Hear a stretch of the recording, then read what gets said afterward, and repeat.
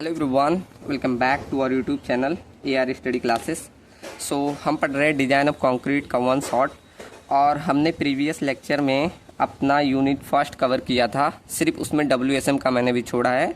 उसके बाद unit second भी स्टार्ट किया था, जिसमें मैंने सिंगली और डबली रेनफोर्समेंट बीम का डिज़ाइन प्रोसीजर और मोमेंट ऑफ रेजिस्टेंस निकालना सिखा दिया था। ठीक, चलो आज हम करेंगे न्यूमेरिकल, जो कि पहला हमारा बीम का करेंगे, उसके बाद हम आगे बढ़ेंगे फर्दर। ठीक, चलो तो यहाँ मैंने न्यूमेरिकल्स नोट करके लाए हैं। ये आपके यूनिट फर्स्ट के हैं, डायरेक्ट मैं यूनिट सेकंड का बढ़ता हूँ।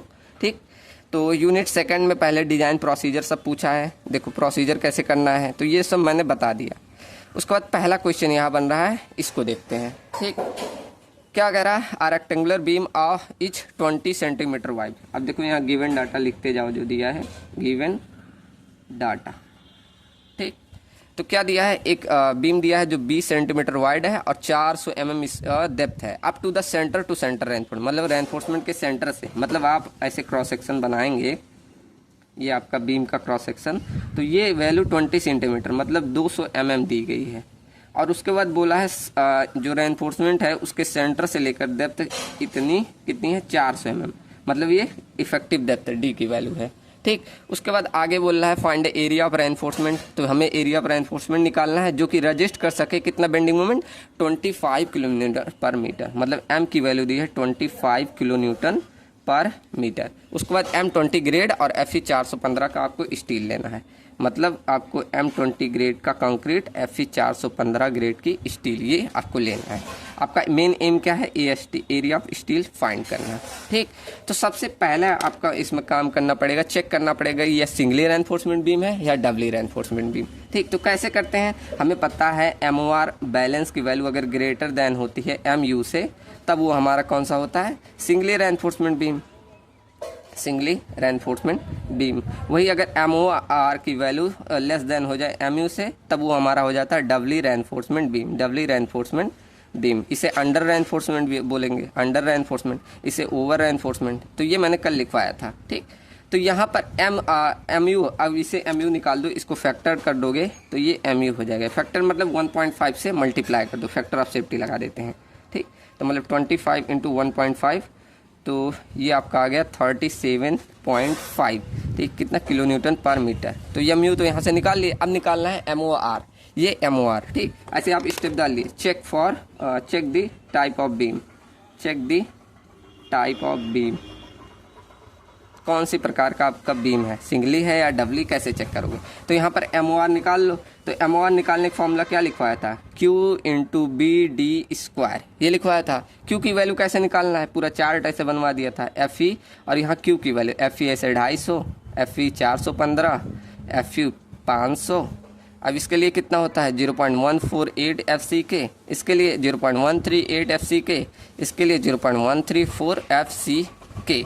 ठीक, तो यहाँ पर आपका कौन सा दिया है, FE 415, तो यहाँ रख दो बस, MOR निकल गया आपका। MOR की वैल्यू कितना, 0.138 इंटू FCK इंटू में B की वैल्यू आपको कितनी दी है, B की वैल्यू 200 mm है और D की वैल्यू आपको 400 mm है, बस कर दो। और यहाँ ये 20 है, रख दो पूरा, वो 0.138 इंटू ये 20 है, इंटू ये 200 इंटू 400 mm का स्क्वायर निकाल लो। तो यहाँ पर निकालोगे 0.138 इंटू 20 इंटू 200 इंटू 400 mm का स्क्वायर, ये आ गया 8832, ऐसे करके इतना जीरो। इसको क्या कर देना है आपको, 10⁻6 से डिवाइड कर देना है। डिवाइड करोगे तो ये आ जाएगा 88.32 किलो न्यूटन। ठीक, 88.32 किलो न्यूटन। ठीक, अब आपको चेक कर लो, देखो MOR की वैल्यू कितनी है, इतनी, और MU की वैल्यू कितनी दी है, ये आपका MOR है और MU की वैल्यू कितनी है 37.5। Here we can say that क्या, कि यहाँ पर MOR जो बैलेंस की वैल्यू है वो ग्रेटर देन है किससे, MU से। तो ये कौन सा बीम हुआ, यहाँ ऊपर देखो लिखा हूँ, कौन सा हुआ, सिंगली रेनफोर्समेंट बीम हुआ, सिंगली रेनफोर्समेंट बीम, या इसे अंडर रेनफोर्समेंट बीम बोल दो। ठीक, तो ये आपका केस बन गया कि हमें अब ये सिंगली रेनफोर्समेंट बीम की तरह डिजाइन करना है। ठीक, अब हमें क्या फाइंड करना है, एरिया ऑफ स्टील। अब एरिया ऑफ स्टील आपको तभी फाइंड होगा जब आपको XU मालूम होगा। एक्स यू क्यों, क्योंकि आप तब कंप्रेसिव और टेंशन अभी समझते जाइए, ठीक। तो हमें अब निकालना है एक्स यू। अब एक्स यू कैसे निकालोगे, तो उसके लिए आपको क्या करना पड़ेगा, आपको मालूम होगा एम यू मतलब moment of resistance equal to हम कैसे करते थे, ये फॉर्मूला याद है 0.36 एफ सी के B into x U bracket में D minus 0.42 into x you.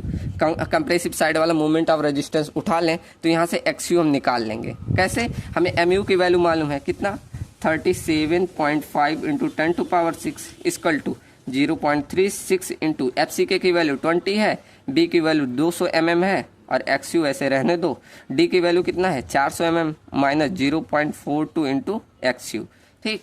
चलो तो यहाँ पर देखो 37.5 इंटू 10⁶, अब इसको मल्टीप्लाई कर दो। यहाँ देखो आपको इक्वेशन सॉल्व करना पड़ेगा 20 इंटू 200, तो ये करोगे मल्टीप्लाई, ये आपका आ गया 1440 एक्स यू ब्रैकेट में 400 माइनस का 0.42 एक्स यू, ठीक। तो यहाँ पर 37.5 इंटू 10⁶ इक्वल टू, इसमें मल्टीप्लाई करोगे 400 में तो ये आपका आ गया 6000 एक्स यू माइनस का, अब इसमें 1400 का मल्टीप्लाई करोगे 0.42 में तो ये आपका आ गया 588 एक्स यू का स्क्वायर।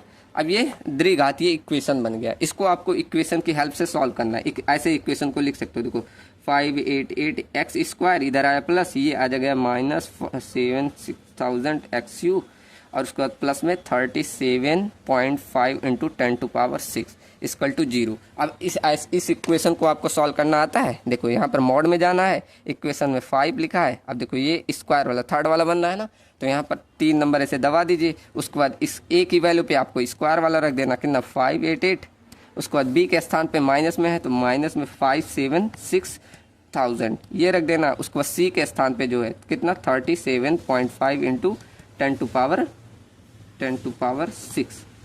ओहो 10⁶, ठीक, इतना रख देना है।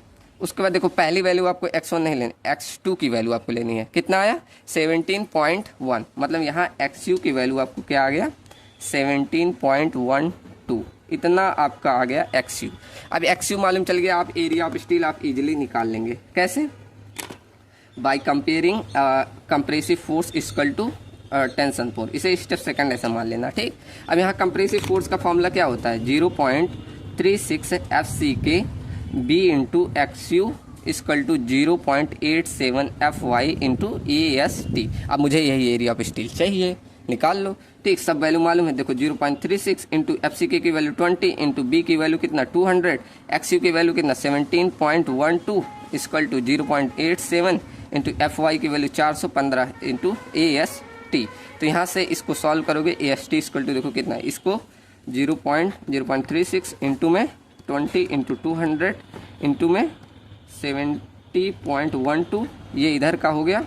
अब इसको लाओगे इधर डिवाइड कर दोगे कितना 0.87 इंटू 415 से, ठीक। तो ये एरिया कितना आ गया 279.66 mm स्क्वायर, इतना एरिया ऑफ स्टील आ गया, ठीक। किसी को दिक्कत, अब यहाँ आप डाई ऑफ बार अज्यूम कर लो डाई ऑफ बार मान लो, अब जितना भी मानना चाहे मान लो 25 mm का हम प्रोवाइड कर रहे हैं, तो और कम का मानो 15 mm मान लो, ठीक, 15 mm का मान ले रहे हैं, तो आपका नंबर ऑफ बार कैसे निकालोगे A S T divided by π/4 into dia का स्क्वायर, कितना आएगा ए एस टी को डिवाइड कर दो π/4 इंटू डाया कितना 15 का स्क्वायर माने तो नंबर ऑफ बार 1.58 अप्रॉक्सीमेट 2 बार ऐसे प्रोवाइड करते हैं, ठीक। अब आप ऐसे बना दीजिएगा, 1 बार 2 बार कितना इतना डाया का और ऐसे क्रॉस सेक्शन बना दीजिएगा, ठीक। चलो कितना सिंपल था, कोई टफ लगा, ठीक। चलो तो ये हमारा क्वेश्चन नंबर फर्स्ट था सिंगली रेनफोर्समेंट बीम का। अब आपका ऐसे सेकंड क्वेश्चन भी दिया है तो ये कर लीजिएगा, पहले आपको टाइप ऑफ बीम चेक कर लेना, उसके बाद इसमें भी बेंडिंग मोमेंट दे दिया है, ठीक। तो उसके बाद उसी के हिसाब से आप एरिया ऑफ स्टील निकाल लीजिएगा, ये भी वही चीज़ है, ठीक। चलो तो इसको मैं नहीं करा रहा हूँ, पीडीएफ में दे दूंगा, ठीक। उसके बाद प्रोसीजर हमें डब्ल्यू रेनफोर्समेंट बीम का तो ये मैंने करा दिया था।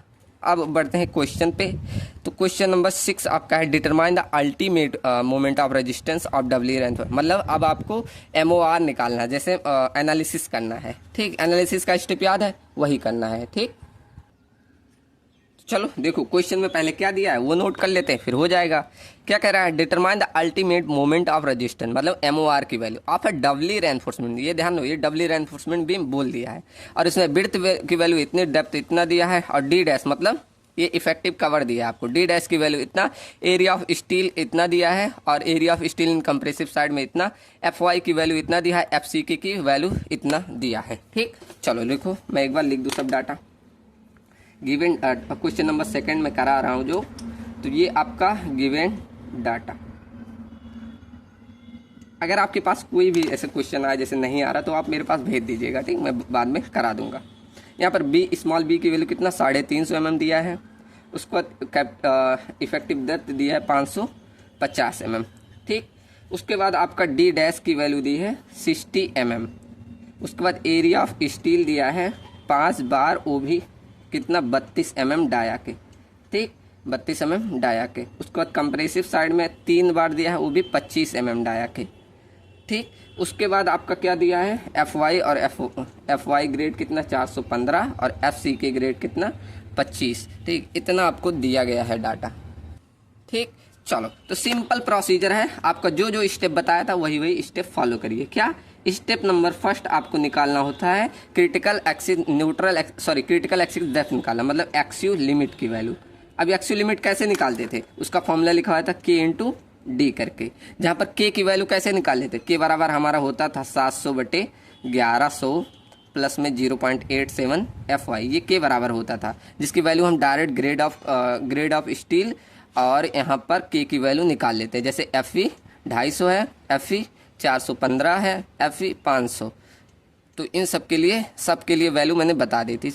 कैसे, FE 250 के लिए क्या था, इसके लिए था 0.53, इसके लिए 0.48, इसके लिए 0.46। ठीक, तो यहाँ पर ग्रेड ऑफ स्टील कौन सा आपका FE 415, तो इसके आधार पे एक्सयू लिमिट कैसे निकालोगे, एक्सयू लिमिट बराबर 0.48 इंटू डी कर दो बस। तो डी की वैल्यू कितना दी है, 0.48 इंटू डी की वैल्यू आपको दी है 550, बस रख लो। तो ये आपका आ गया 0.48 इंटू 550, इतना आपका आ गया कितना 264 mm आपका आ गया एक्सयू लिमिट की वैल्यू। ठीक, इसमें तो किसी को दिक्कत नहीं होगी। अब आता है स्टेप नंबर 2, इस पे थोड़ा ध्यान दीजिएगा। स्टेप नंबर 2 आपका आता है एक्सयू निकालना। अब ये थोड़ा सा आपको भारी लगता होगा, लेकिन अभी देखो और क्लियर हो जाएगा। स्टेप नंबर 2 में क्या करते थे, हमारा मतलब ऊपर भी सरिया प्रोवाइड हो जाता था, जैसे compressive force C1 plus C2 आता था, बराबर हम टेंशन के करते थे। ठीक, याद है ना। तो कंप्रेसिव फोर्स C1 की वैल्यू तो सबको याद होगा 0.36 FCK B इंटू एक्सयू, ये करते थे। फिर मैंने बोला था C2 की वैल्यू आप याद कर लीजिएगा, क्या, area of steel in compressive side bracket में FSC माइनस का 0.45 FCK। ठीक, ये आपको मैंने बोला था याद कर लीजिएगा। ठीक, उसके बाद टेंशन को इक्वल कर देना 0.87 FY into area of steel. अब यहाँ ASC मालूम है, FCK मालूम है, लेकिन ये FSC नहीं दिया गया, ये आपके क्वेश्चन में नहीं दिया गया। अब इसके लिए क्या करना पड़ता है आपको, SP16 आपका चार्ट दिया है ना, SP16, वहाँ से आपको इसकी वैल्यू निकालनी होती है। कैसे, आपको वहाँ पे पहले ये strain in steel epsilon SC की वैल्यू निकालनी होगी, फिर वहाँ से आपको ऐसे चार्ट दिया होगा। क्वेश्चन में कभी कभी दे देता है, यहाँ नहीं दिया है। ठीक, तो हम क्या कर देंगे, पहले FSC निकाल दो, अभी हम बता रहे हैं कैसे निकलेगा। तो एप्सिलॉन SC कैसे निकालते हो, इसका फॉर्मूला मैंने लिखवाया था 0.0035 ब्रैकेट में XU माइनस का DC डिवाइडेड बाई XU। ये मैंने फॉर्मूला लिखवाया था, प्रूफ भी करवाया था कैसे निकल के आता है। ठीक, अब हमने कहा था कि जब भी हम डिजाइनिंग करेंगे तो XU की वैल्यू क्या, XU लिमिट के बराबर रख देंगे, तो इसको XU लिमिट यहीं कर दो, XU लिमिट कर दो। ठीक, तो एप्सिलॉन SC निकाल सकते हो, निकाल लोगे सब लोग, रखो। तो क्या कर दो, 0.0035 और XU लिमिट की वैल्यू कितनी है आपको, XU लिमिट आपका 264 है, माइनस का DC। अब देखो ये आपका D डैश दिया है, मतलब ये दोनों साइड में मान लो, ये आपका DC भी मान लो, मतलब कंप्रेसिव साइड में जो आपका स्ट्रेन इफेक्टिव कवर है, इसे भी वही मान लो। दिया नहीं है, मतलब यही लिख दिया है, तो मतलब दोनों साइड का हम लेके चलने हैं। ठीक, तो यहाँ से 60 यहाँ माइनस कर दो, डिवाइड कर दो XU लिमिट। XU लिमिट की वैल्यू कितनी होती है, XU लिमिट तो ऊपर निकाल लिया ना, यहाँ 264। ठीक, चलो तो सॉल्व कर लो। ये आपका आ गया 0.0035 इंटू ब्रैकेट में 264 माइनस का 60, इतना, इसको डिवाइड करना है 264 से, तो ये कितना आ गया 2.70, मतलब अप्रॉक्सीमेट 0.002704। ठीक, ये आपका कितना आ गया एप्सिलॉन SC की वैल्यू। ठीक, अब मैंने देखो वो जो आपका दिया रहता है ग्राफ, वो मैंने यहाँ ले आया है। देखो ऐसे कुछ ऐसे ग्राफ दिया रहता है। अब आपकी वैल्यू कहाँ से तक आई, ये आया 0.002704, मतलब आपका कुछ यहाँ से लेकर इसके अंदर 2704, हाँ इसके अंतर्गत इसके बीच में आएगा। ठीक, मतलब इसके कहीं बीच में आएगा। तो इसके लिए आपको इंटरपोलेशन लगाना पड़ता है। कैसे, देखो मैं ये करा के बता दे रहा हूँ। एप्सिलॉन SC और यहाँ FSC की वैल्यू, अब इन दोनों में से उठाओ, ये वैल्यू उठाओ। पहले 0.00241 ये ले लो, और नीचे जो आपको मालूम है 0.00276 ये ले लेना। ठीक, उसके बाद सामने वाली वैल्यू कितनी है, यहाँ पर 342.8, उसके बाद इसके सामने 351.8। ठीक, अब हमें ज्ञात कितना करना है, इसके बीच में यहाँ पर 0.0022704, इतने रहने दो, 270 तक ही, और हमें इसी पे ज्ञात करना है। अब आप लोगों ने इंटरपोलेशन जरूर पढ़ा होगा, तो वही इंटरपोलेशन लगा के हम निकालते हैं। आता है सबको इंटरपोलेशन, तो वही लगाना होता है। ठीक, तो ऐसे ऐसे निकालेंगे, यहाँ पर निकालना है तो इसके लिए क्या करते हैं, जो वैल्यू आपको निकालने होते उसके ऊपर ये वाली पहले ऐड कर दो, 342.8 इसको ऐड कर दो। उसके बाद इन दोनों का डिफरेंस लेते हैं, क्या 351.8 माइनस का 342.8, इन दोनों का डिफरेंस लेते हैं। फिर उसके बाद इसका और इसका डिफरेंस लेते हैं। ठीक, समझ में आया, इसका और इसका, मतलब 0.00276 माइनस का ले लो 0.00241, इसका डिफरेंस लेते हैं। उसके बाद मल्टीप्लाई करते हैं इसके और इसके डिफरेंस में। ठीक, मल्टीप्लाई करना है आपको 0.00270 में से 0.00241, इसको मल्टीप्लाई करके निकाल देना, आपको FSC की वैल्यू मिल जाएगी। ठीक, चलो करो।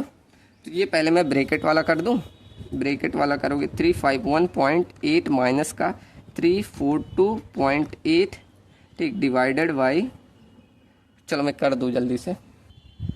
देखो ये इक्वेशन आप सॉल्व करोगे तो आपका आएगा 350.26 किलो न्यूटन। ठीक, तो इतना FSC आ जाएगा। ठीक, ये इक्वेशन सॉल्व करके देख लेना, टाइम बचाने के लिए मैंने जल्दी कर दिया। चलो, तो यहाँ FSC, अब यहाँ मिल गया आपको FSC की वैल्यू, कुछ ऐसे निकालनी होती है बस। अब आपको इक्वेशन में सिंपली रख देना है। ठीक, एक बार और मैं इक्वेशन लिख दूँ, चलो फिर से एक बार इक्वेशन लिखूँ। क्या हमें कंप्रेसिव फोर्स कितना 0.36, एक सेकंड, चलो 0.36 FCK B into XU, plus में आपको ASC, और ब्रैकेट में FSC माइनस का 0.45 FCK equal to 0.87 FY into AST। अब सब चीज़ें मालूम है आपको, कितना 0.36 इंटू FCK की वैल्यू कितना दिया है, आपका दिया है 25। ठीक, इंटू में B की वैल्यू कितनी दी है, B की वैल्यू आपको 350 दी है। XU हमने निकाल लिया, XU तो निकालना ही है, प्लस में ASC। अब एरिया ऑफ स्टील देखो, यहाँ पर एरिया ऑफ स्टील ऐसे निकाल लो, एरिया ऑफ स्टील की वैल्यू दोनों को निकालो। कैसे, π/4 इंटू में 32 का स्क्वायर इंटू में 5 नंबर ऑफ बार है, ऐसे सेम π/4 इंटू ये 25 mm का स्क्वायर इंटू 3 नंबर ऑफ बार कर लो। कितना आएगा देखो, π/4 इंटू 32 mm का स्क्वायर इंटू में 5, तो ये आपका आ गया 4021.24 mm स्क्वायर, इतना आ गया। π/4 इंटू 25 mm का स्क्वायर इंटू में 3 नंबर ऑफ बार है, तो ये आपका आ गया कितना 1472.62 mm स्क्वायर, ये इतना एरिया ऑफ स्टील आ गया। ठीक, चलो अब रख दो सिंपल।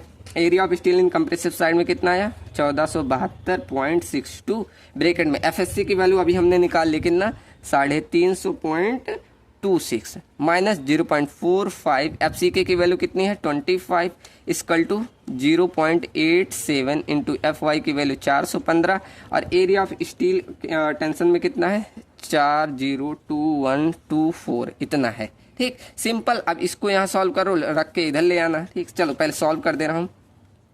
तो 0.36 इंटू 25 इंटू में 350, ये करोगे आपका कितना आ गया 3150 XU, प्लस में इसको कर दो 1472.62 इंटू में ब्रैकेट में 350.26 माइनस का 0.45 इंटू 25। ठीक, तो ये आपका इतना आ गया, कितना 4992322.9062 इक्वल टू, ये सॉल्व कर लो, 0.87 इंटू में 415 इंटू में 4021.24। ठीक, तो ये वैल्यू इतने आ गए 4151868.72। अब डायरेक्ट मैं सॉल्व कर दे रहा हूँ, 4154868.702 माइनस कर दो 4992322.9062 से माइनस कर दो, इसको डिवाइड कर दो इससे, कितना 3150।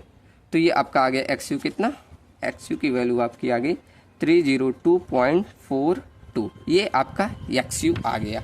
ठीक, सबको समझ में आया। ठीक, अब उसके बाद स्टेप नंबर 3 आपका होता है, अब तो आपको इजी लग रहा होगा, क्या कंपेयर करना, कंपेयर एक्सयू एंड एक्सयू लिमिट को। तो एक्सयू की वैल्यू कितनी आई है, आपका एक्सयू आया 302 और एक्सयू लिमिट की वैल्यू कितनी आई थी 4, मतलब यहाँ पर एक्सयू लिमिट आया था आपको 264 और एक्सयू की वैल्यू हमने लाया 302.42। मतलब आप जब कंपेयर करके देखेंगे तो यहाँ पर एक्सयू की वैल्यू ज़्यादा है कंपेयर टू एक्सयू लिमिट से। तो ऐसा जब रहता है तो कौन सा बनता है, over reinforcement section, over reinforcement section. ठीक, तो ये मालूम चल जाता है। उसके बाद क्या करते हैं, स्टेप लास्ट में मोमेंट ऑफ रेजिस्टेंस निकाल लेते हैं, स्टेप नंबर 4 में। ठीक, क्या मोमेंट ऑफ रेजिस्टेंस निकाल लो। अब चाहे आप दोनों में निकाल लो या ओवर रेनफोर्समेंट में कौन सा फेल करेगा, पहले कंक्रीट, तो कंक्रीट का बस निकाल लेना। तो मोमेंट ऑफ रेजिस्टेंस मतलब जब मतलब ये ओवर रेनफोर्समेंट होता है तो पहले कंक्रीट फेल करेगा, पहले स्टील फेल करेगा, तो आपको स्टील में निकाल लेना, चाहे दोनों का निकाल के दिखा देना। ठीक, तो फॉर्मूला मैं लिख दे रहा हूँ, सब लोग निकाल लेना। तो यहाँ पर क्या करते हैं, जब कंप्रेसिव में तो C1 पहले C वाले निकाल दे, कैसे 0.36 FCK B into XU into में क्या D माइनस 0.42 इंटू XU, ये करते हैं। फिर प्लस में जो दूसरा आया था C2 उसके लिए करते हैं ASC ब्रैकेट में FSC माइनस का 0.45 FCK ब्रैकेट में मल्टीप्लाई करते हैं D माइनस DC। अब सब वैल्यू मालूम है, या DC का स्थान पे वही 60 रख देना, D रख देना, सब रखोगे आ जाएगा। FSC भी मालूम है तो ये निकाल लेना। ऐसे MR टेंशन में निकाल लेना, उसके लिए अलग अलग करना होता है, जैसे 0.87 FY इंटू AST1 ब्रैकेट में D minus 0.42 into XU। Second bar में क्या करते हैं MRT में, इसमें 0.87 FY AST ब्रैकेट में D माइनस DC कर देते हैं। ठीक, तो आप ये सॉल्व कर लेना। चलो, तो समझ में आया ना क्वेश्चन कैसे आपको मोमेंट ऑफ रेजिस्टेंस का निकालना है। ठीक, चलो अब बढ़ते हैं, एक डिजाइनिंग का क्वेश्चन कर लें। ठीक, चलो तो डिजाइन का क्वेश्चन देख लो। यहाँ पर आपको क्या दिया है, designer reinforcement beam by LSM supported on 2। अब देखो जो जो चीज़ दिया है पहले वो लिखते जाओ। क्वेश्चन नंबर ये हम कर रहे हैं 3। अब क्या दिया है, designer reinforcement beam by LSM method से हमें करना है ऑन 2 वॉल सपोर्टेड, मतलब यहाँ पर ऐसे 2 वॉल पे सपोर्टेड है, ये आपकी बीम हुई और ये ऐसे 2 वॉल पे सपोर्टेड है। ठीक, उसके बाद जो वॉल की थिकनेस है, ये थिकनेस जो वॉल की है वो दी है 500 mm। ठीक, ये 500 mm थिकनेस की वॉल दी है। ओके, उसके बाद आगे बोला है spaced at a clear distance, मतलब जो ये क्लियर डिस्टेंस इसका होता है, क्लियर स्पान, वो दिया है 6 मीटर का। ओके, ये भी आपका 500 mm ही है दोनों ही। उसके बाद आगे क्या है, the beam is carried load of 330 kilo Newton, मतलब जो लोड आ रहा है W की वैल्यू वो 30 किलो न्यूटन कैरी कर रहा है। वो मान लो लाइव लोड ही है, वो इतना लोड कैरी कर रहा है। ठीक, उसके बाद लिखा है the size of the beam is restricted to, मतलब जो साइज ऑफ बीम दिया है वो कितना दिया है, वो आपको दिया है, ये विड्थ की वैल्यू 300 mm और ये डेप्थ की वैल्यू कितना दिया है 500 mm। टोटल ये डेप्थ 500 mm दिया गया है। कह रहा है यूज करो M20 ग्रेड ऑफ स्टील को और Fe 415 का कंक्रीट। कितना M20 का कंक्रीट लेना है, Fe 415 का आपको स्टील लेके चलना है। ठीक, इतना सारा डाटा दिया है। उसके बाद आगे बोला है assume the cover effective cover, जो मान लो D की वैल्यू दोनों में मान लो D0 और DC, यही हम लेके चलेंगे। कितना दिया है 300 mm। ठीक, बोला नहीं है कि स्पेसिफिक इसी के लिए है, तो दोनों के लिए मान लेते हैं इतना ही दिया है। ठीक, अब चलो करते हैं। तो पहला स्टेप जब भी आप डिजाइनिंग करेंगे तो पहला स्टेप आपका होता है कि चेक करो कि आपका मतलब ये डबली रेनफोर्समेंट बीम है या सिंगली रेनफोर्समेंट बीम। ठीक, तो पहला स्टेप क्या होता है, चेक करना। Step first, check the type of beam, check the type of beam. अब इसे कैसे चेक करते हो, मैंने बताया पहले MU निकालो। तो यहाँ पर आपका बेंडिंग मोमेंट सिर्फ देखो W की वैल्यू दी है, तो आपको बेंडिंग मोमेंट यहाँ पर निकालना पड़ेगा। कैसे? आपका ये किस प्रकार का बीम है, आपको देखने पे ही लग रहा है सिंपली सपोर्टेड, तो उसके लिए बेंडिंग मोमेंट की वैल्यू कैसे होती है, WU इंटू L इफेक्टिव का स्क्वायर डिवाइडेड बाई 8। ठीक, ये फॉर्मूला होता है, ध्यान रखना। ठीक, चलो तो यहाँ पर बेंडिंग मोमेंट में अब हमें दो चीज़ें चाहिए, क्या, एक तो WU, एक L इफेक्टिव। अब WU क्या होता है, total load, total ultimate load, तो उसके लिए आपको सिर्फ W दिया है और हमें भी इसमें डेड लोड निकालना पड़ेगा। तो डेड लोड कैसे निकालोगे, चलो इधर करते हैं। तो पहले आपको डेड लोड फाइंड करना पड़ेगा, तो डेड लोड इक्वल टू आपको निकालना पड़ेगा डेड लोड। इसको कैसे निकालते हो, यूनिट वेट ऑफ जो आपका RCC होता है कितना 25 इंटू क्रॉस सेक्शन एरिया पर मीटर पे ले लेते हैं। तो क्रॉस सेक्शन एरिया आपका कितना है, आपका है 0.300 इंटू में 0.500, ये आपको मल्टीप्लाई कर देना है। ठीक, तो आपको डेड लोड मालूम चल जाएगा, करो। तो 25 इंटू में 300 इंटू 0.500, ये मैंने मीटर में बदल लिया ना, ऐसे नहीं कि कहाँ से आ गया। तो ये आपका क्या आ गया 3.75 किलो न्यूटन पर मीटर, इतना डेड लोड आ गया। और आपको लाइव लोड दिया था, कितना दिया था 30 किलो न्यूटन पर मीटर। ठीक, तो यहाँ से टोटल लोड W आप निकाल लेंगे, कैसे, दोनों को जोड़ दो, 30 प्लस 375, ये आपका आ गया 33.75, इतना टोटल लोड आ गया। अब इसको हम फैक्टर्ड कर देते हैं, जिसे बोलते हैं अल्टीमेट लोड WU। ठीक, तो इसमें क्या कर दोगे, 33.75 में 1.5 से मल्टीप्लाई कर दो मल्टीप्लाई, 33.75 मल्टीप्लाई 1.5, ये करोगे आपका आ गया 50.625। ठीक, यहाँ से W आ गया। अब सेकंड चीज़ बता है L इफेक्टिव निकालना, L इफेक्टिव। अब मैंने बताया था सिंपली सपोर्टेड बीम के लिए L इफेक्टिव कैसे निकालते हो। अब आपको सब चीज़ें मालूम होनी चाहिए, इसके लिए यहाँ B1 मालूम होना चाहिए, क्लियर स्पैन L की वैल्यू मालूम होना चाहिए, ये B2 मालूम होना चाहिए, ये डेप्थ मालूम होना चाहिए। सब मालूम है, कैसे, पहला फॉर्मूला होता है LC प्लस D करके, उसके बाद दूसरा फॉर्मूला होता है B1/2 प्लस में LC प्लस में B2/2, यहाँ LC बोल दे रहा हूँ, क्लियर स्पैन थी, B2/2। अब LC की वैल्यू आपको मालूम है कितना, 6 मीटर है, प्लस में D की वैल्यू कितना है 0.500, तो ये आ गया 6.5 मीटर। और ऐसे इसका निकालोगे तो ये क्या करोगे, 0.500 डिवाइडेड बाई 2 प्लस में 6 plus 0.500 divided by 2 equal to, ये सॉल्व करोगे तो आपका 6.5 मीटर ही आएगा। अब इन दोनों में से क्या मिनिमम वैल्यू लेनी होती थी, तो यहाँ पर L इफेक्टिव दोनों बराबर है, तो मतलब 6.5 मीटर आपका L इफेक्टिव आएगा ही। समझ में आया ना, थोड़ा फास्ट किया हूँ। चलो अब निकाल लेते हैं बेंडिंग मोमेंट, आपको मालूम चल गया। तो बेंडिंग मोमेंट की वैल्यू कैसे निकालते हो, WU इंटू L इफेक्टिव का स्क्वायर डिवाइडेड बाई 8।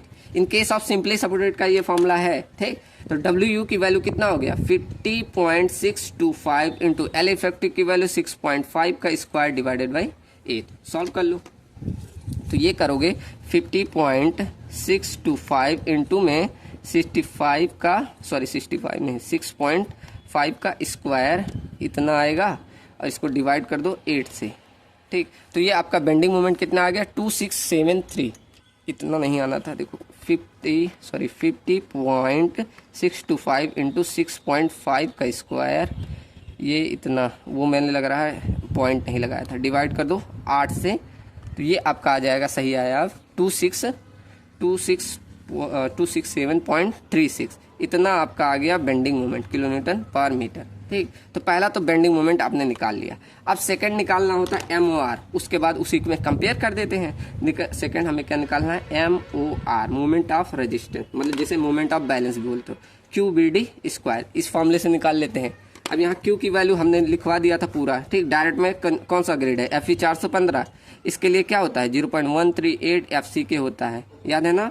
तो यहाँ पर बस डायरेक्ट वही रख दो, 0.138 into FCK into B into D का स्क्वायर रखो।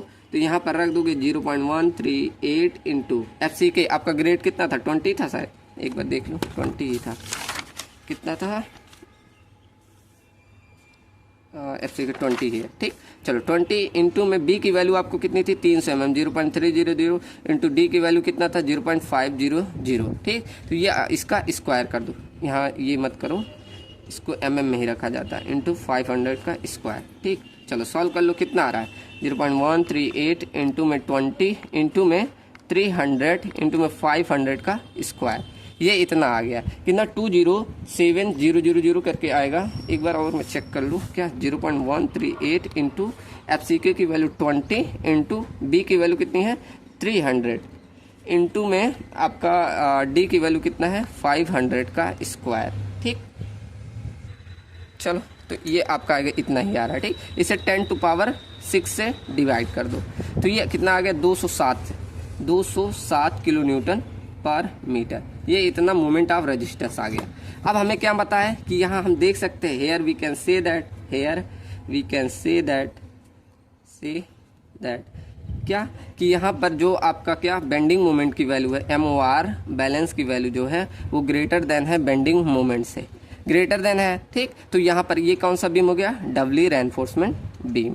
ठीक, उसके बाद अब यहाँ से आपको बेंडिंग मोमेंट एक्स्ट्रा निकालना होता है। कैसे, आपको इसमें से ये घटाओगे बेंडिंग मोमेंट एक्स्ट्रा मिल जाएगा। मतलब बेंडिंग मोमेंट एक्स्ट्रा की वैल्यू कैसे निकालते हो, जो MOR आया MOR बैलेंस इसमें में से आप क्या कर दोगे माइनस कर दोगे बेंडिंग मोमेंट की वैल्यू, वो आपको दे देगा बेंडिंग मोमेंट एक्स्ट्रा की वैल्यू। ये कितना है 207 माइनस बेंडिंग मोमेंट की वैल्यू कितनी आई थी, बेंडिंग मोमेंट की वैल्यू ये देखो मैं उल्टा बोलते चला गया। यहाँ पर क्या ये तो बेंडिंग मोमेंट एक्स्ट्रा की वैल्यू जब ज़्यादा आती है तब होता है बैलेंस की वैल्यू, ये तो सिंगली रेनफोर्समेंट बीम का बता दिया। ठीक, तब आपका डबली रेनफोर्समेंट बीम होता है। तो यहाँ पर जब माइनस करेंगे तो बेंडिंग मोमेंट जो आया है उसमें से बैलेंस वैल्यू से moment of resistance of balance से माइनस करते। ठीक, मैं गलत कर दे रहा था। ठीक, तो अब जो बेंडिंग मोमेंट एक्स्ट्रा की वैल्यू कितनी आई है 267.36 माइनस कर दो बैलेंस वाले से कितना 207। ठीक, इतना है। अब आपका आ गया बेंडिंग मोमेंट एक्स्ट्रा की वैल्यू। ठीक, चलो वो थोड़ा सा मैं जल्दीबाजी में एक्सप्लेन नहीं कर पाया। ठीक, चलो तो माइनस करो 267.36 माइनस का 207, ये आप घटाओगे आ जाएगा 60.36 इतना किलो न्यूटन पर मीटर बेंडिंग मोमेंट एक्स्ट्रा की वैल्यू। ठीक, यहाँ से हमने चेक भी कर लिया और बेंडिंग मोमेंट एक्स्ट्रा भी निकाल लिया। अब आपका काम आता है कहाँ पर, जो मैंने फॉर्मूले लिखवाए थे वो ध्यान होने चाहिए। कैसे, हम पहला एरिया ऑफ स्टील निकालते हैं टेंशन साइड में। अब मुझे डिजाइनिंग में मेन काम क्या होता है एरिया ऑफ स्टील ही निकालना, तो उसमें पहला हम निकाले थे टेंशन साइड में। टेंशन साइड में अब टेंशन साइड में दो फॉर्मूले लिखवाया था। ठीक, एक मैंने लिखवाया था कैसे करके कि moment of resistance in tension side equal to क्या 0.36 FCK B into XU bracket में D माइनस उसके बाद 0.42 इंटू XU। उसके बाद इसको सॉल्व कराया था 0.36 FCK इंटू B इंटू ये D बाहर ले लेते थे, फिर ये आ जाता था D इंटू ये D यहाँ रहेगा, मैं वो लिख दे रहा हूँ। देखो मैं कंफ्यूज हो जा रहा हूँ, कंप्रेसिव का लिख दे रहा हूँ टेंशन के स्थान पे। यहाँ पर जब टेंशन वाला रहता है MR tension 0.87 FY into AST रहता था, फिर माइनस करते थे लीवर आर्म से, सॉरी 0.42 इंटू XC से मल्टीप्लाई करते थे लीवर आर्म से। ठीक, उसके बाद फार्मूला निकल जाता था यहाँ कैसे 0.87 FY इंटू AST ब्रैकेट में D माइनस 0.42 इंटू यहाँ K इंटू D लिख देते थे। फिर ये D बाहर आ जाता था 0.87 FY इंटू AST और D बाहर आ गया, ये बन जाता था 1 माइनस जिसे हम डायरेक्ट J लिख देते थे। ठीक, याद है ना, तो यहाँ ऐसे ही कर देंगे। उसके बाद AST यहाँ निकालना होगा, डायरेक्ट AST का फॉर्मूला ऐसे रख दो MR into tension side divided by आपको क्या रख देना 0.87 इंटू FY इंटू में D इंटू में J। आपको मैं ये फॉर्मूला प्रूव कराया था ना, बस अब सब आपको वैल्यू मालूम है। MR इंटू टेंशन साइड मतलब यहाँ MR बैलेंस की वैल्यू लेंगे। ठीक, तो इसे आप MR बैलेंस भी लिख देना ऐसे। ठीक, चलो सब वैल्यू मालूम है। MR बैलेंस की वैल्यू कितना निकाला हमने, MR बैलेंस निकाला, ये रहा पेज, MR बैलेंस कितना निकाला MR 207।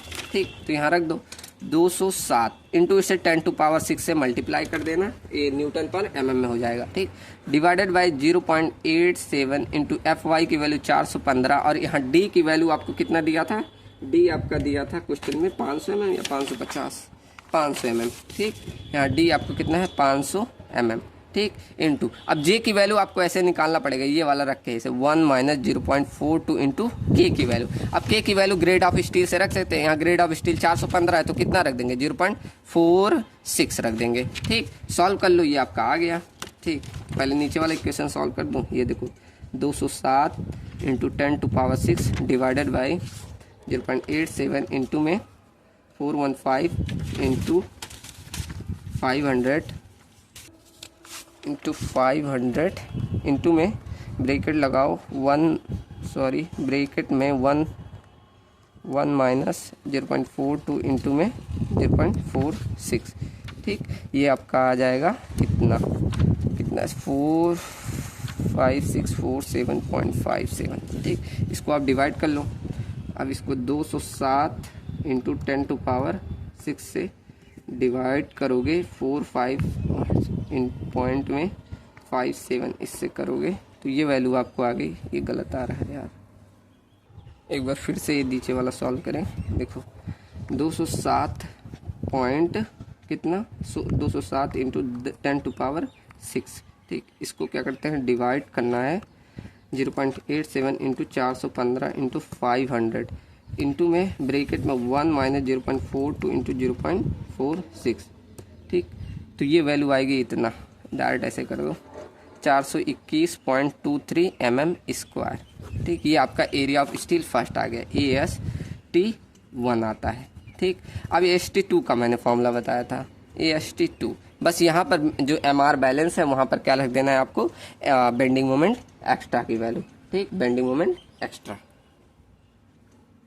ठीक, उसके बाद नीचे आपका क्या, ये 0.87 FY ब्रैकेट में D माइनस DC हो जाता था। ठीक, बस रख दो। बेंडिंग मोमेंट एक्स्ट्रा की वैल्यू कितनी आई थी 60.36 इंटू 10⁶ से मल्टीप्लाई कर दो और 0.87 इंटू FY की वैल्यू 415 ब्रैकेट में D कितना है, D आपका 500 और आपने DC जो मतलब आपका कवर माने थे जो कंप्रेसिव साइड में कितना माने थे 30 mm माने थे। देख ले 30 mm क्वेश्चन में कितना दिया, हाँ 30 mm। ठीक, चलो तो 30 से माइनस कर देना तो ये आपका AST2 आ जाएगा, रख दो। तो 16.36 इंटू 10⁶ को आप डिवाइड कर दो किससे 0.87 इंटू 415 से। एक सेकंड इसको इधर हटा दे, नहीं गलत आएगा।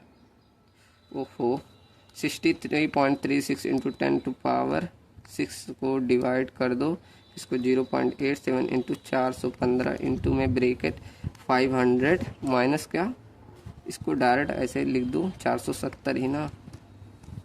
ठीक, ये देखो गलत कर दे रहा हूँ मैं, ब्रैकेट लगा के करूँ 16.36 इंटू में 10⁶। ठीक, इसको डिवाइड करना किससे 0.87 इंटू 415 इंटू 470 से। तो ये आ रहा है कितना, ऐसा क्यों दे रहा है, चलो इस पे करते हैं। किस पे 16.36 इंटू 10⁶ को डिवाइड कर दो किससे 0.87 इंटू में 415 इंटू में ब्रैकेट क्या लगाना इंटू में 470 से। ये सही दे रहा है 355.70 mm²। ठीक, ये आपका AST2 आ गया। फाइनली आप area of steel intention side में क्या AST1 प्लस AST2 दोनों को जोड़ लेना, कितना आ जाएगा AST1 कितना आया 1421.23 प्लस में 355.70 इतना आ गया 17776.93 इतना mm²। ठीक, अब डाया आप बार अज्यूम कर लेना, उसके बाद नंबर आप बार बता देना। ठीक, ये आप कर लेना। अब हम चलते हैं कंप्रेसिव साइड में। ठीक, ये आप कर लेना कितना आपको डाया आप बार अज्यूम करना है, उसके बाद इसको नंबर ऑफ बार वहाँ से निकल जाएगा। अब डायरेक्ट मैं सेकंड बता रहा हूँ कंप्रेसिव वाला, कंप्रेशन साइड का। इसका क्या फॉर्मूला, बस सिंपल था। क्या कंप्रेसिव साइड में बेंडिंग मोमेंट एक्स्ट्रा आपका जो आता था उसको बस डिवाइड कर देना था FSC माइनस का 0.45 FCK और डिवाइड कर दो किससे D माइनस DC से। ठीक, ये आपको इतना बस इसमें छोटा सा करना था। अब सारी वैल्यू मालूम है, रख दो। बेंडिंग मोमेंट एक्स्ट्रा की वैल्यू कितना है 60.36 इंटू 10⁶ डिवाइडेड बाई FSC की वैल्यू अभी हमने निकाली थी, कितना था, अच्छा इसमें नहीं निकाला। ठीक, तो FSC यहाँ भी आपको निकालना पड़ेगा, तो आप लोग निकाल लीजिएगा। मैं डायरेक्ट जो डाटा है वो ले रहा हूँ। 352 आएगा, आप निकाल लीजिएगा। ESC निकालो, फिर अज्यूम करोगे इतना आएगा। ठीक, फिर इसको मल्टीप्लाई कर देना 0.45 इंटू FCK की वैल्यू कितनी है आपको 20 है, इंटू D की वैल्यू आपको कितना है 500 माइनस 30। ठीक, सॉल्व कर लो इसको भी। तो सॉल्व कर लो, ये आपका आ गया 16.36 इंटू 10⁻6। ठीक, चलो उसके बाद कितना है, ये 352 माइनस का 0.45 इंटू में 20 इंटू में आपका 470, ये आपका स्टील का एरिया आ गया 373.76 mm²। इतना area of steel in compressive side में हो गया। अब आपको डाया बार एज्यूम करके डिवाइड कर देना। ठीक, चलो तो ये आपका ख़त्म होता है सिंगली रेनफोर्समेंट और डबली रेनफोर्स बीम का क्वेश्चन। बस इतना मैं लाया था, अभी ज़्यादा क्वेश्चन कराऊंगा तो क्वेश्चन में ही पूरा ख़त्म हो जाएगा, आपका पेपर है। ठीक, इसीलिए अब बढ़ते हैं सेकेंड टॉपिक। आपका क्या आता है, आपका सेकेंड टॉपिक आता है T and L beam. Second topic T and L beam. T and L beam से क्वेश्चंस नहीं आए हैं, आप देखेंगे तो उसमें बस एक बार एनालिसिस दिया है। आप अगर क्वांटम देखेंगे उठा के तो वही दिया है, तो उसको मैं स्क्रीन में रिकॉर्डिंग में अभी मैं दिख रहा है आपको। चलो मैं स्क्रीन रिकॉर्डिंग में उसको पढ़ाता हूँ। ठीक, चलो तो चलते हैं स्क्रीन पे अब। चलो तो बाकी के टॉपिक अब हम यहाँ स्क्रीन पे करते हैं। तो अगला टॉपिक आता है टी बीम या फ्लैंज बीम। तो टी बीम फ्लैंज बीम तब समझ में आएगा जब ये कहाँ बनता है, ये आपको समझ में आए। जैसे आपने कभी ब्रिज देखे होंगे तो ब्रिज में काफ़ी ऐसे लंबे से ऐसे बड़ा सा स्ट्रक्चर होता है जिसमें बीच में ऐसे सपोर्ट लगे होते हैं ना। तो ये जो बीच वाला सपोर्ट होता है इसे बोला जाता है पियर, और जो किनारे वाला सपोर्ट होता है उसे बोला जाता है अबेटमेंट। और इन दोनों को जब एक साथ बनाया जाता है तो उसे बोला जाता है मोनोलिथिक स्ट्रक्चर। मोनोलिथिक का स्ट्रक्चर क्या, जब हम कंक्रीट का स्लैब और बीम दोनों एक साथ बनाए तो उसे ही हम मोनोलिथिक स्ट्रक्चर कहते हैं। ठीक, मैंने इंग्लिश में वही लिखा है, पढ़ लीजिएगा। ये हम क्या कर सकते हैं, इससे हमारी स्ट्रेंथ इंक्रीज हो जाती है। जब हम दोनों एक साथ ये बनाते हैं तो इससे हमारा स्ट्रेंथ इंक्रीज हो जाता है। ठीक, चलो तो ये आप देखेंगे जब एक मोनोलिथिक स्ट्रक्चर को कुछ ऐसा, तो यहाँ पर जब एनालिसिस करेंगे तो ये बीच में अगर ये काटे क्रॉस सेक्शन तो टी बीम जैसा बन रहा है कि नहीं, ये देखो टी की तरह दिख रहा है नहीं, तो इसलिए इसे टी बीम बोला जाता है। और ये जब किनारे वाला स्टडी करते हैं तो इसे एल बीम जैसा, एल दिख रहा है ना, एल की तरह, उल्टा एल की तरह, तो इसीलिए इसे एल बीम बोला जाता है। ठीक, चलो तो ये टर्म समझ में आया ना। अब देखो इस टी बीम को हम एक सिंगल ऐसे स्टडी करें तो इसके क्या क्या टर्म है ये सीख लो। ऊपर वाले इस पार्ट को फ्लैंज बोला जाता है, नीचे वाले इसको वेब बोला जाता है। ठीक, ये आपका विड्थ ऑफ फ्लैंज हो गया, ये आपका डेप्थ ऑफ फ्लैंज हो गया। ठीक, ये आपका वेब होता है, और ये विड्थ ऑफ वेब हो गया, यहाँ से बी डब्ल्यू से डिनोट करेंगे।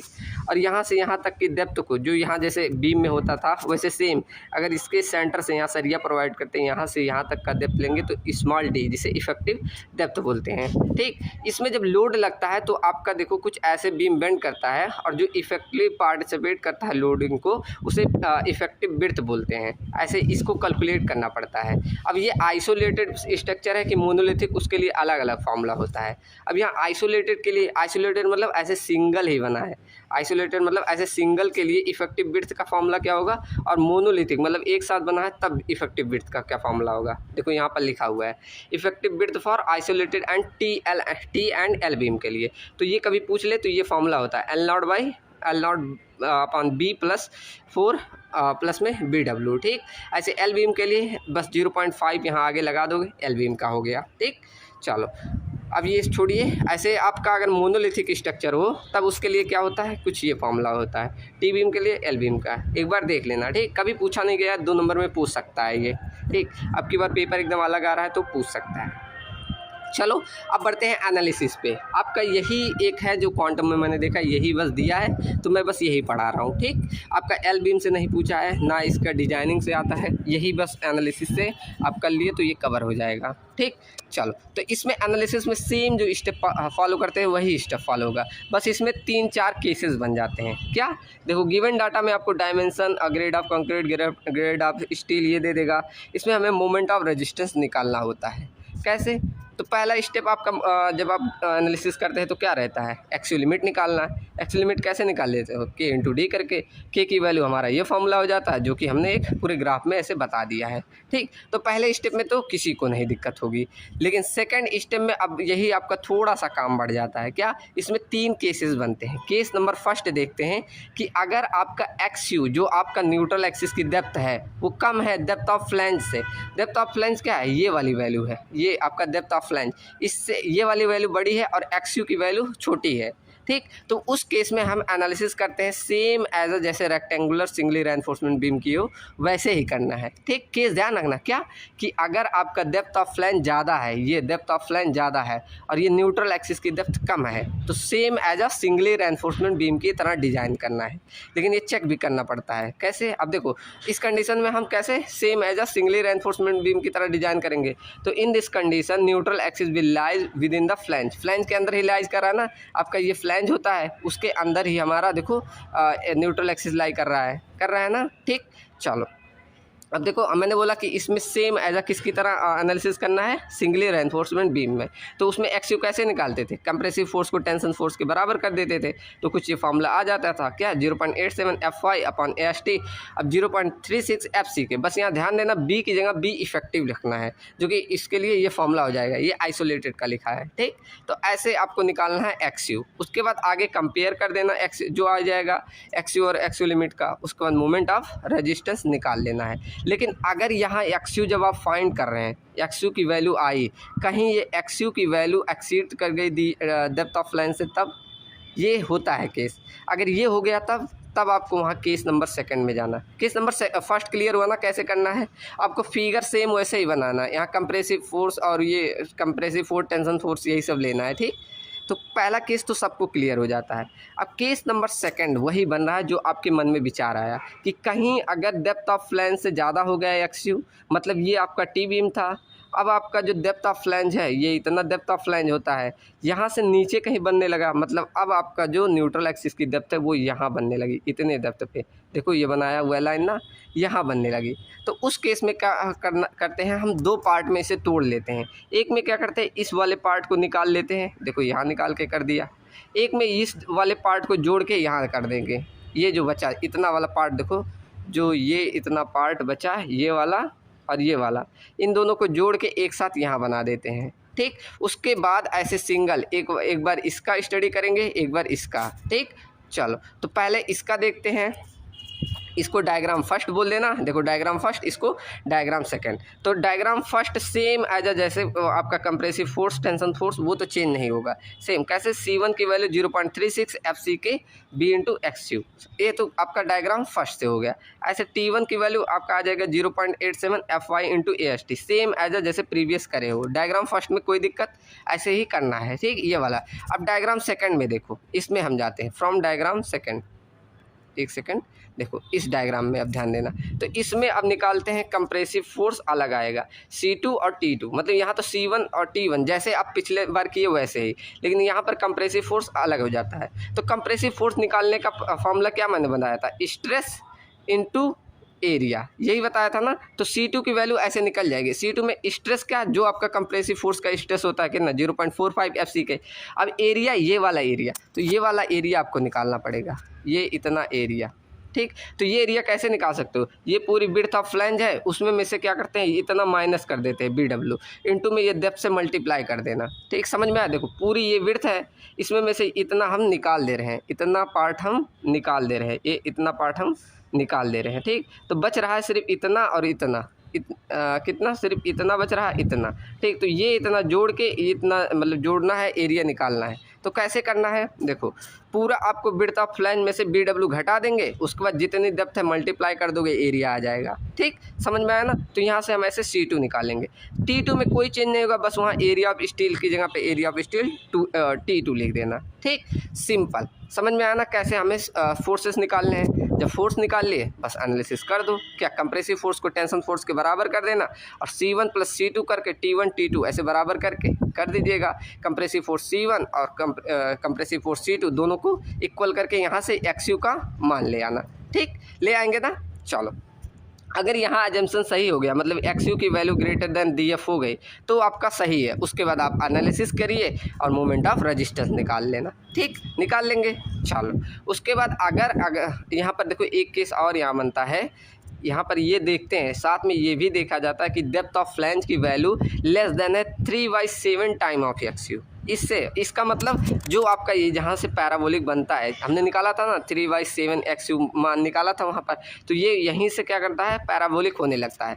तो ये वाली वैल्यू कब थी, जब डेप्थ ऑफ फ्लैंज के अंदर थी, मतलब इसके अंदर थी, मतलब ये वाली वैल्यू ज़्यादा थी और ये वाली वैल्यू कम थी, ऐसा केस बना। ये देखो डायग्राम गलत बना है, ये और नीचे आता है ऐसे जाएगा, ठीक। ये वाली वैल्यू छोटी है, ये वाली वैल्यू बड़ी है, ठीक।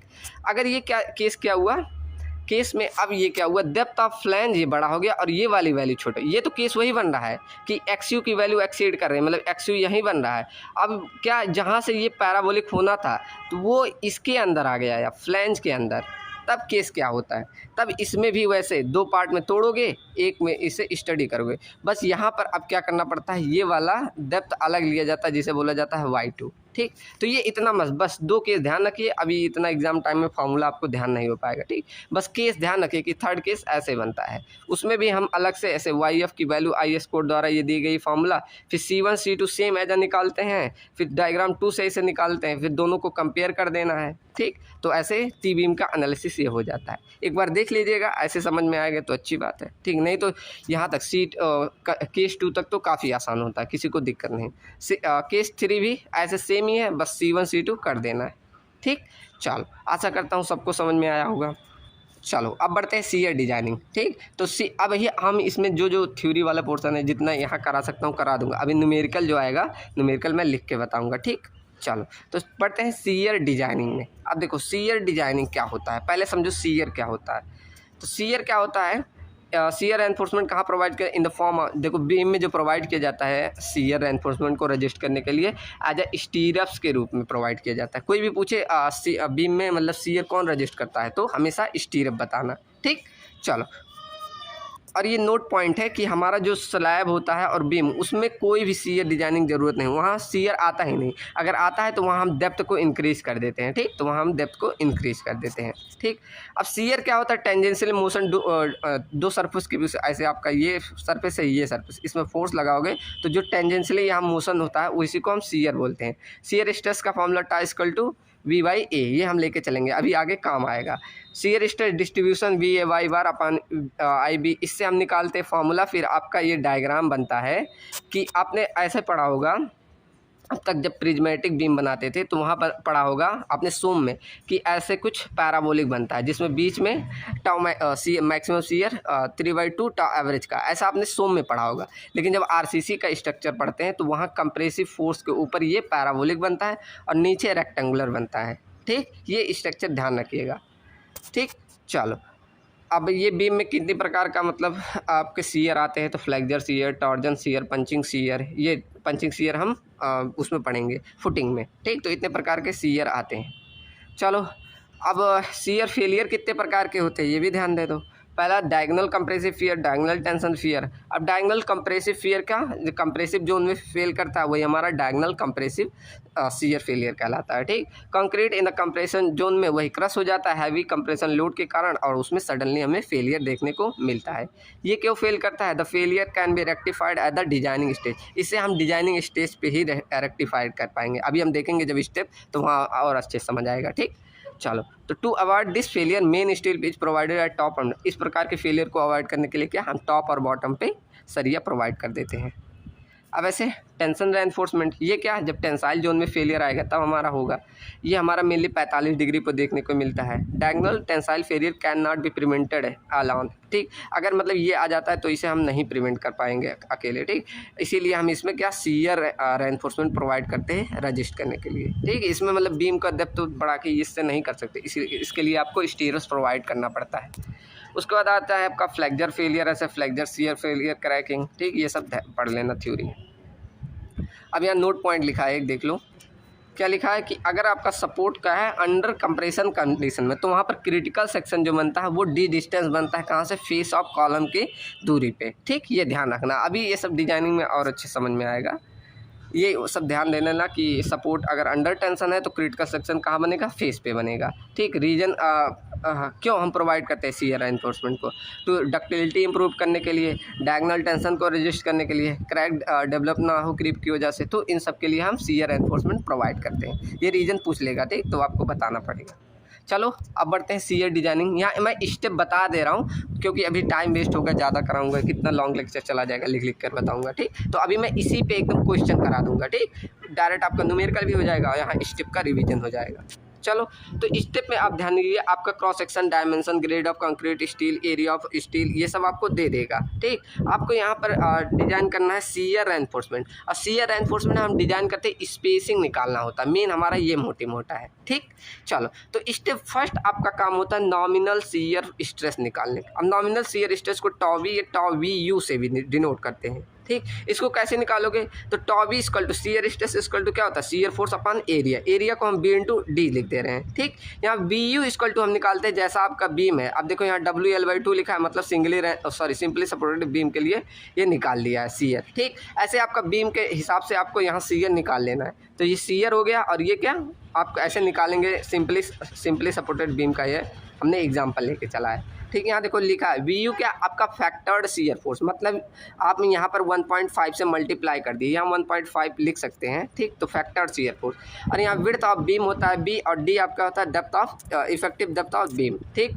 चलो, ये आपने पहला चीज़ निकाला। क्या ध्यान रखो, क्या क्या निकालते चलने वो ध्यान रखो। पहला हमने टॉ वी निकाला। अब सेकंड आपको निकालना होता है मैक्सिमम शियर फोर्स, जिसे हम टॉसी मैक्स लिखते हैं।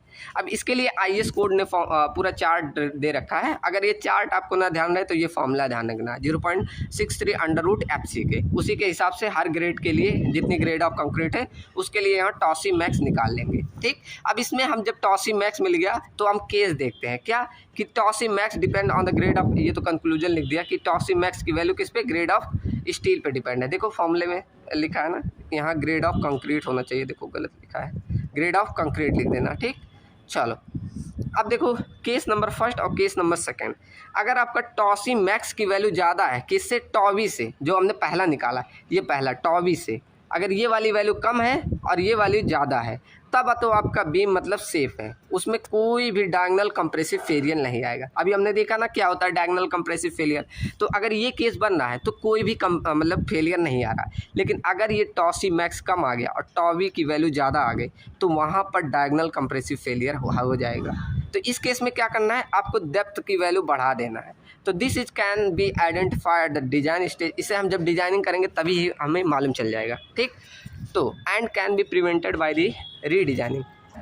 ठीक, तो इसे हम क्या कैसे सेव कर सकते हैं, by increasing depth of beam. हम मतलब कैसे, देखो यहाँ हमने फॉर्मूला लिखा है ना टॉबी, अगर हम डेप्थ की वैल्यू ये बढ़ा देंगे, इसको जब आप इंक्रीज करोगे तो ये वाली वैल्यू घटेगी, तो ये घट गई तो वहाँ ऑटोमेटिक आपका टॉसी मैक्स बढ़ जाएगा, ये मतलब उससे कम ही आ जाएगा। तो वहाँ इस तरह हम इसको सेव कर लेते हैं, कैसे, बाय डेप्थ इंक्रीज करके। ठीक, चलो, न्यूमेरिकल में और अच्छे से आपको समझ में हो जाएगा, बस यहाँ देख लो क्या क्या स्टेप फॉलो हो रहे हैं। उसके बाद स्टेप नंबर थर्ड होता है आपका, स्टेप नंबर थर्ड है, एक सेकेंड, चलो, स्टेप नंबर थर्ड है आपका टॉसी ज्ञात करना। टॉसी क्या होता है, डिजाइन शियर स्ट्रेंथ या इसे क्रिटिकल शियर स्ट्रेंथ बोलते हैं। ठीक, ये आपका दो चीज़ें, इसके लिए आपको IS कोड की ज़रूरत पड़ेगी। ठीक, तो यहाँ पर देखो the value of tau c depend on grade of concrete और ग्रेड ऑफ स्टील, ये दो चीज़ों पे डिपेंड करती है। पहले आपको ग्रेड ऑफ कंक्रीट निकाल लेना, उसके बाद परसेंटेज ऑफ स्टील। अब ये कैसे निकालोगे, percentage of steel 100 × AST divided by B × D, ये आप निकालेंगे, हम क्वेश्चन में करेंगे तो और अच्छे समझ में आएगा। उसके बाद ये दोनों जब वैल्यू मिल जाती है उसके बाद हम IS कोड में जाते हैं। IS कोड 456 पेज नंबर शायद मुझे ध्यान नहीं है, शायद 16 या ऐसे है, चलो मैं वहाँ बताऊंगा, दिखा दूंगा। ठीक, तो वहाँ IS कोड में जाते हैं, फिर हम इंटरपोलेशन लगाते हैं, तब हम निकालते हैं, तो वहाँ से आपको टॉसी की वैल्यू मिल जाएगी। ठीक, क्वेश्चन में हम और अच्छे से समझ लेंगे। अभी यहाँ बस जानिए कि ये दोनों वैल्यू निकालते हैं, उसके बाद हमें जाना है IS कोड में, उसके बाद वहाँ इंटरपोलेशन लगा के निकाल देना है। ठीक, चलो, उसके बाद इसमें दो केसेस बनते हैं। कौन सा केस नंबर फर्स्ट, अगर आपका टॉसी की वैल्यू ग्रेटर देन है टॉवी, मतलब जो यहाँ टॉसी निकाला वो ज़्यादा है कंपेयर टू टॉवी, तब तो आपका वहाँ कोई डायगोनल टेंसाइल फेलियर नहीं आता। दो फेलियर पढ़े थे ना, ऊपर हमने कंप्रेसिव वाला देख लिया, यहाँ हमारा टेंसाइल होता है। अगर ये केस बन रहा है, टॉसी जो आपने निकाला ये ज़्यादा है टॉवी से, पहले वाले से, तो मतलब आपका सेफ है। और इस केस में हम सिर्फ it mean beam is safe is shear, और यहाँ कोई शियर एनफोर्समेंट प्रोवाइड कराने की ज़रूरत नहीं है, लेकिन हम फिर भी सेफ्टी के लिए कुछ प्रोवाइड करा देते हैं थोड़ा मोड़ा। ठीक, कितना, इसका फॉर्मूला है AST minimum, according to IS code ने ये फॉर्मूला दिया है कि ASB/B.SB greater than equal to 0.4 upon 0.87 FY, ये आपको ध्यान रखना है। ASB क्या होता है, area of shear stress, SB क्या होता है, सेंटर टू सेंटर स्पेसिंग, और B क्या होता है, विड्थ ऑफ बीम। ठीक, इसकी सहायता से आप मिनिमम शियर एनफोर्समेंट निकाल लेंगे। ठीक, लेकिन अगर यही केस सेकंड बन गया कि टॉबी की वैल्यू ज़्यादा आ जाए और ये जो टॉसी निकाला ये कम आ गया, तब वहाँ तो आपका डायगोनल टेंसाइल फेलियर आ जाएगा। तब उसके लिए आपको शियर स्ट्रेस प्रोवाइड कराना पड़ेगा, तो उसके लिए आपको निकालना पड़ेगा शियर रेनफोर्समेंट। अब ये कई प्रकार से, जैसे वर्टिकल, इंक्लाइन, बेंट अप, कैसा जैसा आपका ज़रूरत पड़ता है वैसा आपका प्रोवाइड करना पड़ेगा। क्वेश्चन में कभी कभी बोलता है वर्टिकल स्टीरअप निकाल दो, इंक्लाइन निकाल दो, बेंट अप निकाल दो, वो बोल देगा, ठीक। तो वर्टिकल के लिए ये फॉर्मूला होता है क्या, VUS = 0.87 FY upon into D upon में SB। अब VUS के को बोलते हैं डिजाइन शियर फोर्स, जिसे आप इस तरह निकाल लेंगे क्या, VUS = VU minus tau c into BD। अब इसको हम कन्वर्ट कर देते हैं tau v into B into D, जिसमें कॉमन ले लोगे, टॉवी और टॉसी को कॉमन लोगे तो ये हो जाएगा और B इंटू डी बाहर आ जाएगा, ठीक। तो कुछ इस तरह आप निकालें, यहाँ से आपको टॉवी पीछे निकाल लिया, टॉसी निकाल लिया, B इंटू डी दिया रहता तो VUS आराम से निकल जाता है। उसके बाद VUS यहाँ रखोगे, उससे स्पेसिंग निकाल लेते हैं, ये हमें स्पेसिंग ही निकालना होता है तो वहाँ से स्पेसिंग आपको मिल जाएगा, ठीक। ऐसे सेम आपको इंक्लाइन में करना, वही फॉर्मूला, बस यहाँ sine alpha plus cos alpha जुड़ जाता है।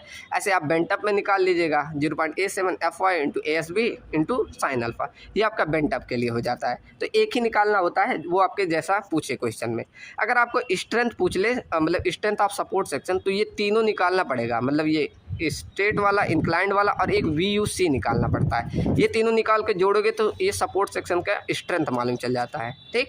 उसके बाद जब आप स्पेसिंग निकाल लेते तो उसके लिए आपको चेक करना पड़ता है कि जो आपने स्पेसिंग निकाला वो सही है कि नहीं। तो वो मतलब स्पेसिंग के लिए यहाँ क्राइटेरिया कि अगर आप वर्टिकल स्टीरअप निकाल लें तो उसके लिए स्पेसिंग कितना 0.75 D या 300 mm, इनमें से जो मिनिमम है वो वैल्यू लेनी है। अगर इंक्लाइंड है तो D और ये 300 mm इनमें से लेनी है, ठीक। और ये ध्यान रखिए कि स्पेसिंग की वैल्यू कभी 300 से ज़्यादा नहीं आनी चाहिए, ठीक, इन्हीं के अंदर लेना पड़ता है। चलो तो समझ में आया ना। अब इसका हम एक न्यूमेरिकल करेंगे। अभी मैं पहले थ्योरी वाला कवर करा दूँ, फिर एक न्यूमेरिकल कराऊंगा इसका, इसी डिजाइनिंग पे, ठीक।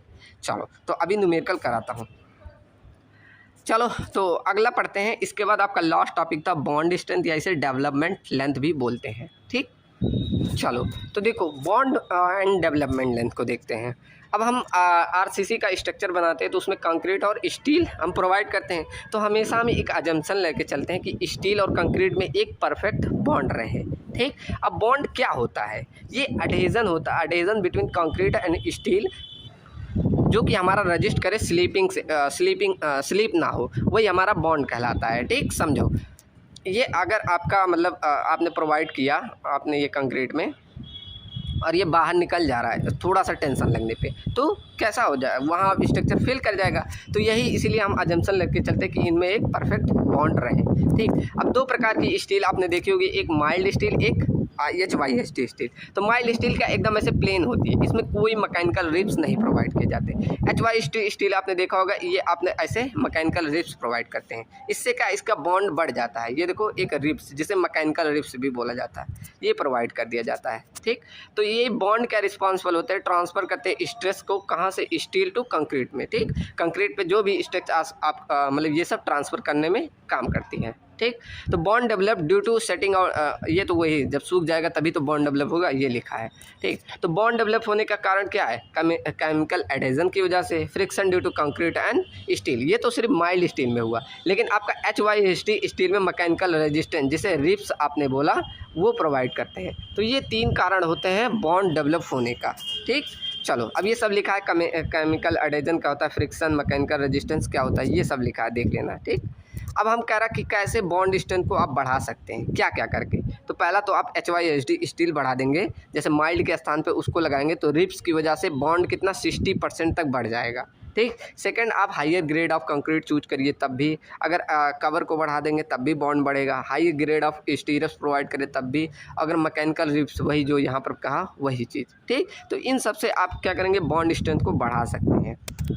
अब एक टर्म आता है बॉन्ड स्ट्रेस, ये इसको रिप्रेजेंट करते हैं टॉ BD। अब ये कब डेवलप होता है, तो क्या डेफिनेशन लिखा, it is the shear stress developed at the interference of the steel and concrete along the length of bar is called bond stress. मतलब आप जब यहाँ पर देखो, बना नहीं फिगर, जब यहाँ पर देखो आप लगाते हैं ऐसे आपका स्टील है, तो यहाँ पर जो भी आप शियर फोर्स लगा रहे हैं तो कितना इसके इंटरफियरेंस रजिस्ट कर ले रहे हैं उस शियर फोर्स को, वही आपका कहलाता है बॉन्ड स्ट्रेस। यहाँ एक स्ट्रेस लगता है, यहाँ ऐसे इंटरफेस जैसे टॉ बी डी से दिखाते हैं, यही आपका कहलाता है बॉन्ड स्ट्रेस। ठीक, चलो इसको निकालने का फॉर्मूला देखो, ये सब प्रूफ है, आप मत ध्यान दीजिएगा प्रूफ, अब लास्ट टाइम में कौन ध्यान देगा। ठीक, तो यहाँ पर डायरेक्टली ऐसे ध्यान रखना, अगर tau B D bond stress pull है तो tau B D equal to V U upon lever arm into N pi phi. अब एन पाई फाई को हम समीशन ऑफ ओ भी लिख देते हैं इंटू लीवर आर्म। ठीक, और लीवर आर्म को देखो यहाँ ऐसे कन्वर्ट करके लिखोगे तो जे इंटू डी लास्ट में आता है, वही जैसे हमने सिंगली रेनफोर्समेंट में किया,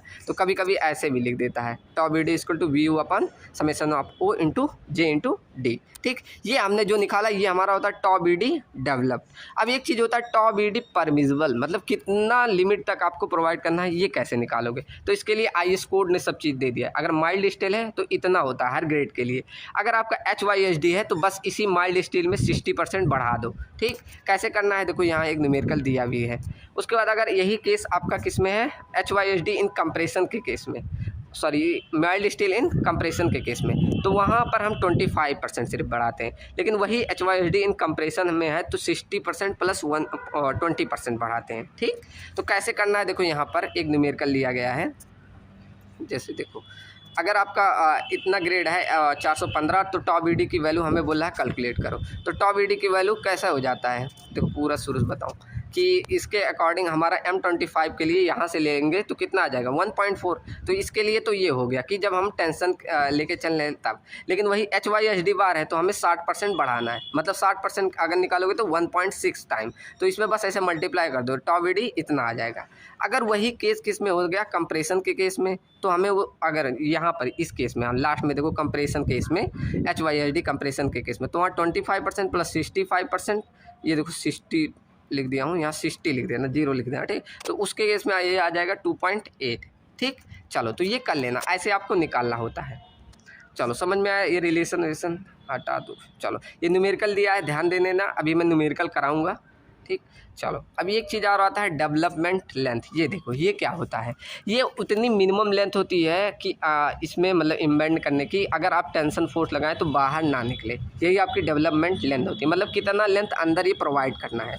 ठीक, देखो क्या लिखा, it is the minimum length of bar which is required to embedded in concrete, कितना कंक्रीट या कॉलम में आपको इम्बेंड करना है कि आपका टेंशन फोर्स लगे तो वो बाहर ना निकल के आए। ठीक, उसके बाद आगे क्या, such that the strength in the reinforcement bar equal to the tensile force on active, मतलब जो भी टेंसाइल फोर्स लगे उसके शियर स्ट्रेंथ के बराबर रहे। ठीक, कैसे, ऐसे T इक्वल टू जो उसके टेंशन लग रहा है उस पर जो शियर स्ट्रेस आ रहा है उसका बराबर रहे। अब शियर स्ट्रेस को यहाँ भी फोर्स में कन्वर्ट कर दिया, शियर स्ट्रेस इंटू एरिया से मल्टीप्लाई करोगे तो ये फोर्स आ जाएगा। ठीक, यहाँ से हमें डेवलपमेंट लेंथ का फॉर्मूला मिल जाता है, ये WSM के लिए है, LSM के लिए आपका फॉर्मूला ये रहा क्या, 0.87 FY इंटू 5 अपॉन 4 इंटू टॉ बी डी, ये आपका WSM सॉरी LSM का है। ठीक, चलो अब यहाँ रिलेशन दिया हुआ, ध्यान रखना कि अगर यहाँ पर हमेशा LD टॉ बी डी की वैल्यू परमिसिबल की वैल्यू ज़्यादा होना चाहिए टॉ बी डी डेवलप से। अभी हम न्यूमेरिकल लगाएंगे तो यही केस हमें करना है। ठीक, तो ये ध्यान रखिए।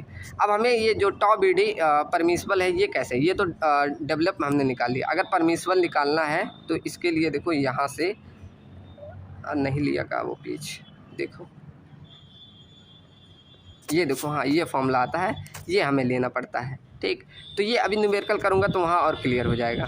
ठीक, चलो अभी सीरियल में चलते हैं।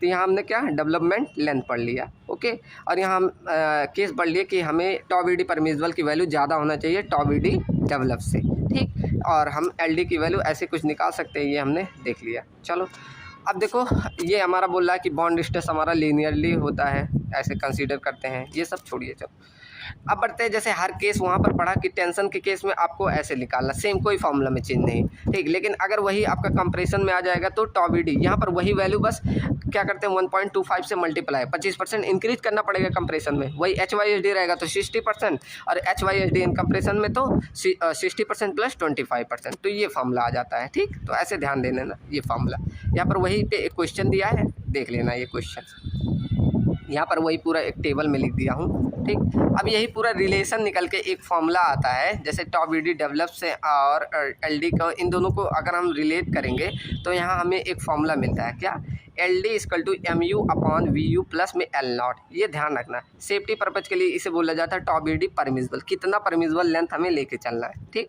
तो ये अभी न्यूमेरिकल करूँगा तो उसमें और अच्छे से क्लियर होगा। ठीक, चलो तो ये आपका रहा न्यूमेरिकल है भी इसमें, मैं कराऊंगा दूसरा आपके जो एग्ज़ाम में आया है उसको। ठीक, चलो तो इसको हम करेंगे अभी लेक्चर में। तो इसका अगर आपका यूनिट 3 में जब अब लाऊंगा तब आप दोनों न्यूमेरिकल कराऊंगा, क्योंकि लेक्चर आपका अभी लॉन्ग हो जाएगा। ठीक, तो काफ़ी बच्चों को बोरिंग लगेगा।